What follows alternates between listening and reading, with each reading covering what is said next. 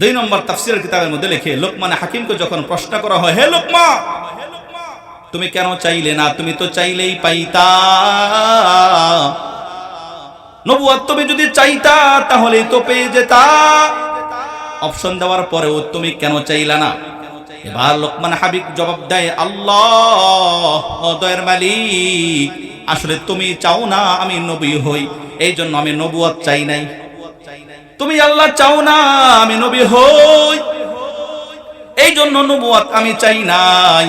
আল্লাহ বলে, আমি তো তোমাকে প্রস্তাব দিলাম আল্লাহর কাছে। লোকমান বলে, আল্লাহ তুমি যদি চাইতা আমি নবী হই তাহলে তুমি অপশন কেন দিলা? সরাসরি নবী কেন বানাইলা না? তুমি অন্য কোন নবীর ক্ষেত্রে অপশন দাও নাই। তুমি আদম আলাইহিস সালাতু ওয়াস সালামকে নবুয়ত দান করেছো, কোনো অপশন দাও নাই, সরাসরি নবুয়ত দান করেছো। তুমি শীশ আলাইহিস সালাতু ওয়াস সালামকে কোনো অপশন দাও নাই, সরাসরি নবুয়ত দান করেছো, নবী হয়ে গেছে। ইব্রাহিম খলিলুল্লাহকে সরাসরি নবুয়ত দান করেছো, মুসা আলাইহিস সালাতু ওয়াস সালামকে সরাসরি নবী দান করেছো। ও দুনিয়ার মানুষ, লোকমান হাকিম বলে, আল্লাহ ও দয়ার মালিক, তুমি চাও নাই, এই জন্য আমি লোকমান হাকিম নবুয়ত চাই নাই, আমি প্রজ্ঞা ইলম জ্ঞানকে বেছে নিয়েছি। বলুন সুবহানাল্লাহ। আল্লাহ পাক রব্বুল আলামিন লোকমানকে নবুয়ত না দিয়ে তাকে হিকমত দান করলেন, তাকে প্রজ্ঞা দান করলেন, তাকে জ্ঞান দান করলেন, ইলম আল্লাহ তাআলা লোকমানকে দান করলেন। কি পরিমাণে ইলম আমার আল্লাহ তাআলা লোকমানকে দান করেছেন। সূরাতুল লোকমানের 12 নম্বর আয়াতে কারীমের মধ্যে আল্লাহ বলেন, ওয়ালাকাদ আতাইনা লুকমানাল হিকমাতা আনিশকুর লিল্লাহ ওয়া মান ইয়াশকুর ফাইন্নামা ইয়াশকুরু লিনাফসিহি ওয়া মান কাফার ফাইন্নাল্লাহা গনিয়্যুন হামিদ। আল্লাহ পাক রব্বুল আলামিন সূরাতুল লোকমানের 12 নম্বর আয়াতে কারীমার মধ্যে বলেন, ওয়ালাকাদ আতাইনা লুকমানাল হিকমা, আমি লোকমানকে হিকমত দান করলাম, আমি তাকে ইলম দান করলাম, আমি তাকে প্রজ্ঞা দান করলাম, আমি তাকে জ্ঞান দান করলাম। আমি আল্লাহ তাআলা তাকে কেন দান করলাম? কেন জ্ঞান তাকে দান করলাম? কেন আমি আল্লাহ তাআলা তাকে হিকমত দান করলাম? কেন আমি আল্লাহ তাআলা তাকে ইলম দান করলাম? কেন কেন কেন? আল্লাহ বলেন, ওমা শাকারা ফাইন্নামা ইয়াশকুরু লিনাফসিহি ওয়ালাকাদ আতাইনা লুকমানাল হিকমাতা আনিশকুর লিল্লাহ। আল্লাহ বলেন, একমাত্র আমি আল্লাহ তাআলার কৃতজ্ঞতা আদায়ের জন্য লোকমানকে আমি ইলম দ্বারা, জ্ঞান দ্বারা, হিকমত দ্বারা ভরপুর করে দিলাম। বলুন সুবহানাল্লাহ। আল্লাহ বলেন, আমি লোকমানকে জ্ঞান দান করেছি, তাকে আমি ইলম দান করেছি, আমি তাকে হিকমত দান করেছি একমাত্র আমি আল্লাহর কৃতজ্ঞতা আদায়ের জন্য, দুনিয়ার কোনো মানুষের কৃতজ্ঞতা আদায়ের জন্য নয়। কৃতজ্ঞতা বান্দা আদায় করবে একমাত্র আমি আল্লাহ তাআলার। বলুন সুবহানাল্লাহ। কৃতজ্ঞতা আদায় করতে হবে কার? আল্লাহর কৃতজ্ঞতা আদায় করতে হবে, আল্লাহর শুকরিয়া আদায় করতে হবে। আল্লাহর শুকরিয়া আদায় করলে আল্লাহর মনে হয় অনেক লাভ, নাকি বান্দার লাভ?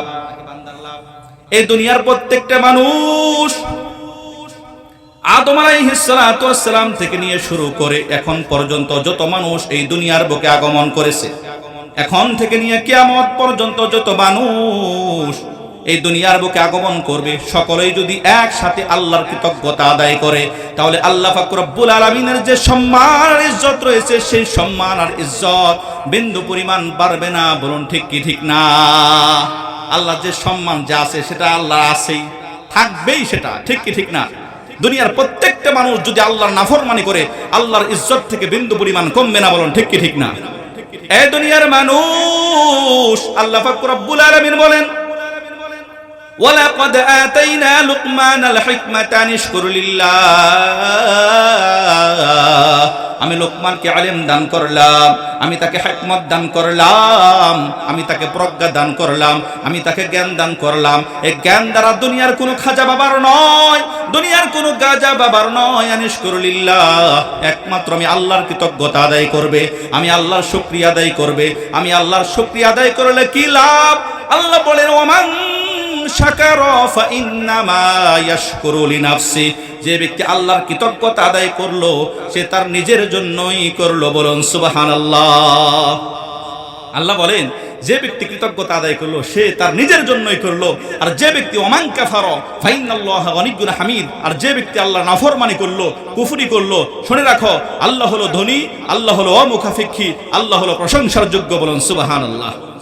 তা আল্লাহ তাআলা লোকমানকে হিকমত দান করলেন, লোকমানকে আল্লাহ তাআলা ইলম দান করলেন, তাকে আল্লাহ জ্ঞান দান করলেন। কি পরিমাণ জ্ঞান আল্লাহ দান করেছেন, কি পরিমাণ জ্ঞান আল্লাহ দান করেছে! এত পরিমাণ জ্ঞান আল্লাহ তাআলা লোকমানকে দান করলেন, পুরা রাষ্ট্রের মধ্যে প্রচার প্রসার হয়ে গেল লোকমান জ্ঞানী একজন মানুষ, হিকমতওয়ালা একজন মানুষ, তার বিচক্ষণতা, তার জ্ঞান, তার বুদ্ধি বাদশাহ পর্যন্ত পৌঁছে গেল, দেশের বাদশাহ পর্যন্ত পৌঁছে গেল। এলাকার লোকজন, দেশের লোকজন, জনগণ সবাই বাদশাকে বলতে লাগলো, বাদশাহ আমাদের রাষ্ট্রে এমন একজন লোক আছে, তার নাম লোকমান। আল্লাহ তাআলা তাকে এত পরিমাণ ইলম দান করেছেন, এত পরিমাণ জ্ঞান দান করেছেন, এই লোকটাকে যদি রাষ্ট্রের গুরুত্বপূর্ণ কোনো দায়িত্বে দেওয়া হয় তাহলে আমাদের রাষ্ট্রের জন্য এটা মঙ্গলজনক হবে। বাদশাহ বললেন, তোমরা যেভাবে প্রশংসা করতেছ তাহলে আমি একটু পরীক্ষা করব, দেখব লোকমানের কি পরিমাণ জ্ঞান, কি পরিমাণ তার ইলম, কি পরিমাণ তার হিকমত। কয় লোকমানকে আমার রাজ দরবারে পাঠাও। লোকমানকে রাজ দরবারে আনা হলো। এবার বাদশাহ লোকমানকে বলল, হে লোকমান, তুমি একটা কাজ করো। কি কাজ? একটা ছাগল জবাই করো। তাফসীরের কিতাবের মধ্যে লিখেন একটা ছাগল জবাই করার জন্য বলা হয়। বাদশাহ বলে, একটা ছাগল জবাই করার পরে এই ছাগলের মধ্যে উৎকৃষ্ট দুইটা অঙ্গ আমার সামনে পেশ করো, উত্তম দুইটা অঙ্গ আমার সামনে পেশ করো। লোকমানে হাকিম একটা ছাগল জবাই করলেন, উৎকৃষ্ট দুইটা অঙ্গ তিনি নির্বাচন করলেন, জবান আর কলিজাকে। জবান আর কি? কলিজা। জবান আর কলিজাকে তিনি উত্তম উৎকৃষ্ট দুইটা অঙ্গ হিসাবে পেশ করলেন। এবার বাদশাহ বললেন, ঠিক আছে তুমি চলে যাও। বেশ কিছুদিন পরে এই বাদশাহ লোকমানকে আবার রাজ দরবারে ডাকে। ডাকার পরে এবার বাদশাহ বলছে, হে লোকমান, তুমি আজকে আরেকটি ছাগল জবাই করো, এই ছাগলের মধ্যে সবচেয়ে নিকৃষ্ট দুইটা অঙ্গ আমার সামনে পেশ করো।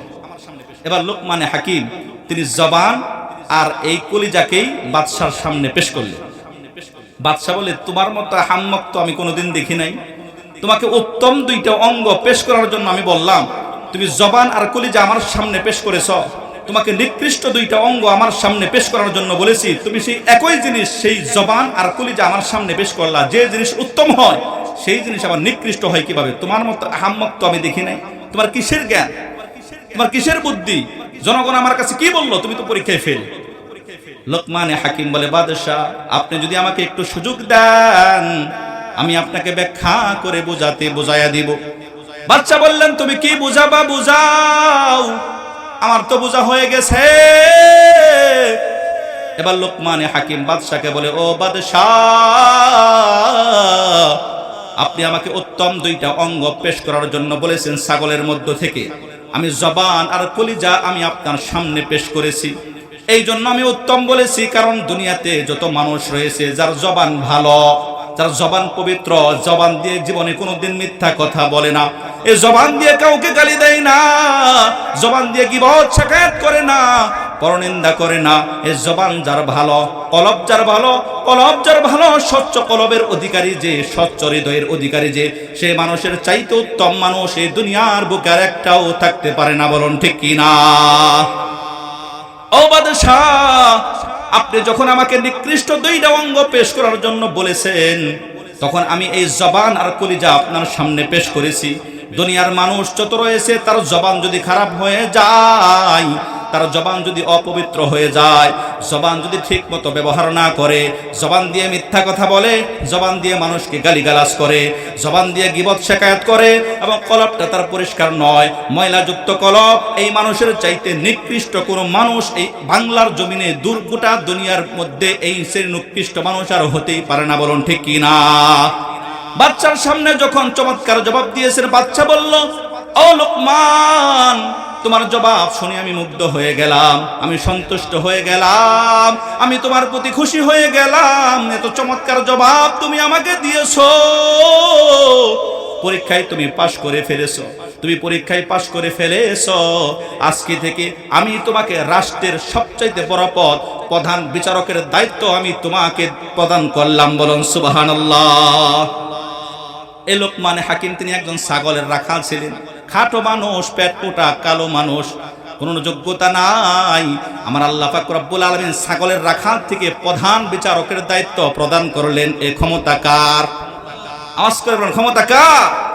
লোকমানে হাকিম এবার রাষ্ট্রের প্রধান বিচারকের দায়িত্ব অর্পণ করলেন, তাকে দেওয়া হলো, প্রধান বিচারক হয়ে গেলেন। এই লোকমানে হাকিমকে আল্লাহ তাআলা এত জ্ঞান দান করেছেন, এত ইলম দান করেছেন, এত হিকমত দান করেছেন। লোকমানে হাকিম প্রধান বিচারকের দায়িত্ব পাওয়ার পর তিনি যখন আলোচনা করতেন, তার আলোচনা শোনার জন্য হাজার হাজার মানুষ বিভিন্ন প্রান্ত থেকে ছুটে আসতো শুধু তার একটা কথা শোনার জন্য। একবার এরকম একটা মজলিস মনে করুন, লোকমানে হাকিম তিনি ওয়াজ করতেছেন, আলোচনা করতেছেন, হাজার হাজার মানুষ সামনে বসে তারা ওয়াজ শুনতেছে। মাঝখান থেকে একটা লোক দাঁড়ায় বলছে, হুজুর আমার একটা প্রশ্ন আছে। লোকমানে হাকিম বলে, কি প্রশ্ন?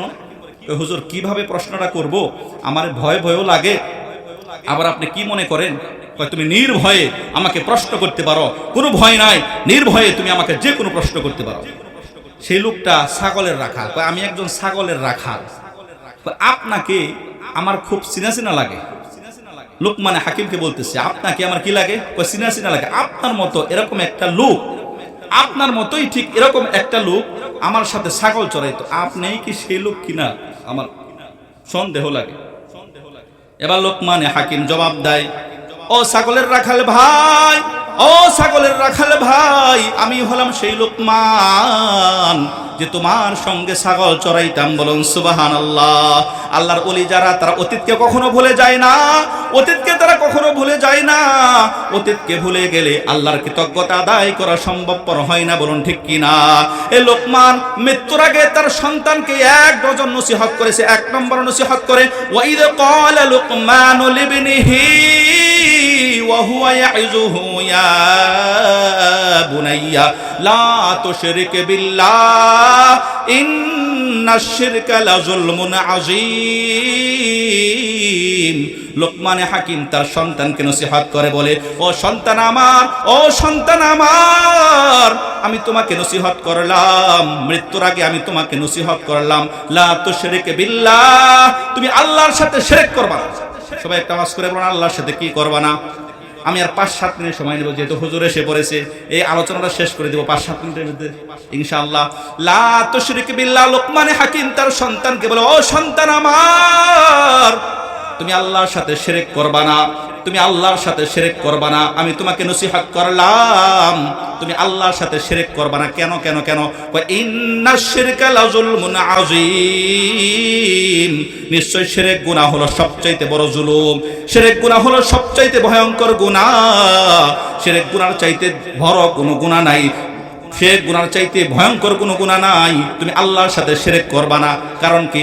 ভিন্ন আয়াতের মধ্যে আল্লাহ বলেন, ইন্নাল্লাহা লা ইয়াগফিরু আন ইউশরাকা বিহি ওয়া ইয়াগফিরু মা দুনা যালিকা লিমান ইয়াশা। আল্লাহ বলেন, নিশ্চয় আল্লাহ তাআলা শিরক গুনাহ ক্ষমা করবে না, নিশ্চয় আল্লাহ তাআলা শিরক গুনাহ ক্ষমা করবে না।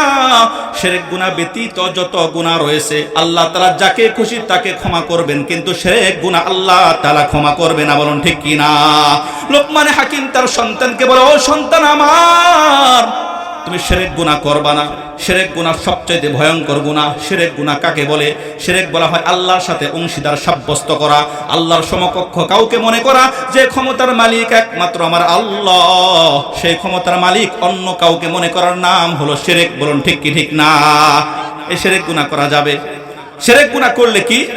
আল্লাহ পাক রব্বুল আলামিন কুরআনুল কারীমের ভিন্ন আয়াতের মধ্যে বলেন, ওয়ামাই ইউশরিক বিল্লাহি ফাকাদ হারামাল্লাহু আলাইহিল জান্নাহ। আল্লাহ বলেন, যে ব্যক্তি শিরক গুনাহ করবে তার জন্য জান্নাত হারাম। যে ব্যক্তি শিরক গুনাহ করবে তার জন্য জান্নাত হারাম। যে ব্যক্তি শিরক গুনাহ করবে তার জন্য জান্নাত হারাম। ও দুনিয়ার মানুষ, তুমি শিরক গুনাহ করবা না, এটা ভয়ঙ্কর গুনাহ।